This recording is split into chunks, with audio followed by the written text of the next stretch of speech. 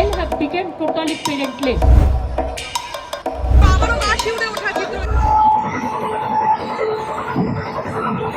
রাত হয়ে গিয়েছে, এখনো পর্যন্ত কারোর চোখে ঘুম নেই।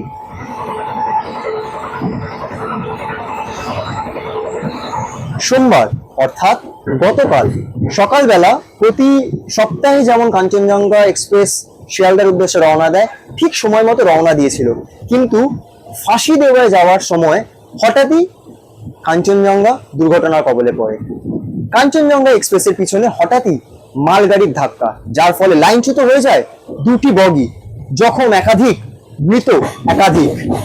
তার পরবর্তীতে যে সকল যাত্রীরা মৃত্যুকে চোখের সামনে দেখেছেন, যারা ফিরে যাচ্ছেন, তাদের সঙ্গে কথা বলবো। বর্তমানে আমি দাঁড়িয়ে রয়েছি সেই অভিশপ্ত কাঞ্চনজঙ্ঘা এক্সপ্রেসে, যেই এক্সপ্রেস গতকাল অর্থাৎ সোমবার দুর্ঘটনার কবলে পড়ে এবং একাধিক মানুষের প্রাণ নিয়ে যায়।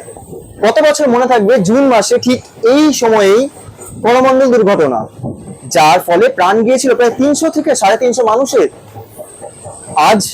আজকাল.in পৌঁছে গিয়েছে সেই অভিশপ্ত কাঞ্চনজঙ্ঘা এক্সপ্রেসে, যেই এক্সপ্রেস সোমবার দুর্ঘটনার কবলে পড়ল। মানুষের অভিজ্ঞতা কি, রেলের তরফে কতটা সাহায্য করা হয়েছে, কতটা আতঙ্কে রয়েছে, শেষবার বাড়িতে কি কথা বলেছিল, বাড়ির তরফে এখন বাড়ির লোক বা বাড়ির আত্মীয় পরিজনরা কতটা স্বস্তিতে রয়েছে, সবটাই আপনাদের সামনে তুলে ধরবো। ভগবানের দয়ায় পুনর্জন্ম হয়ে ফিরেছি। এখন আর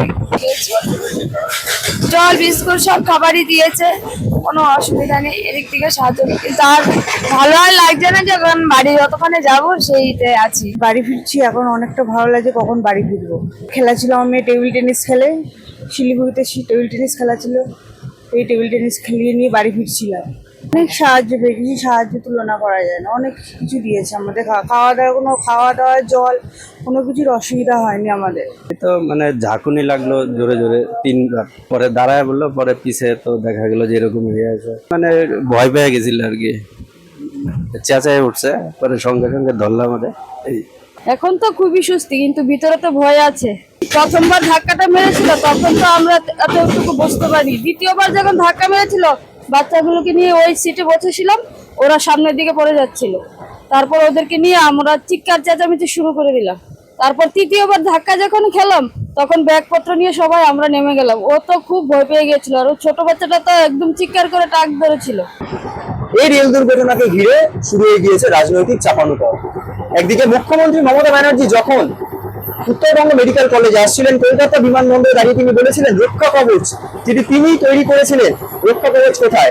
যদিও বা এই রক্ষা কবচের প্রশ্ন যখন উঠেছে, রেল বোর্ড কিন্তু রীতিমতো স্বীকার করেছে যে এই যে লাইন, এই লাইনে কিন্তু রক্ষা কবচ ছিল না।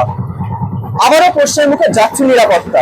একদিকে কেন্দ্রীয় সরকার যেখানে বলছে যে বিভিন্ন রেলে বা বিভিন্ন ট্রেনে যাত্রী নিরাপত্তার কথা ভেবে রক্ষা কবচ বা অ্যান্টি কলিশন যে সিস্টেম, সেই সিস্টেম রাখা হয়েছে, তাহলে সেই সিস্টেমের দেখা কেন পেল না কাঞ্চনজঙ্ঘা এক্সপ্রেস? কেন সেই সিস্টেম পেল না গত বছর করমণ্ডল এক্সপ্রেস, যখন করমণ্ডল দুর্ঘটনায় প্রায় 300 থেকে 350 জনের প্রাণ যায়? আবারও প্রশ্নের মুখে যখন যাত্রী নিরাপত্তা, তখন রাজ্য কেন্দ্রকে এবং কেন্দ্র রাজ্যকে একে অপরকে কিন্তু দোষারোপ করে চলেছে।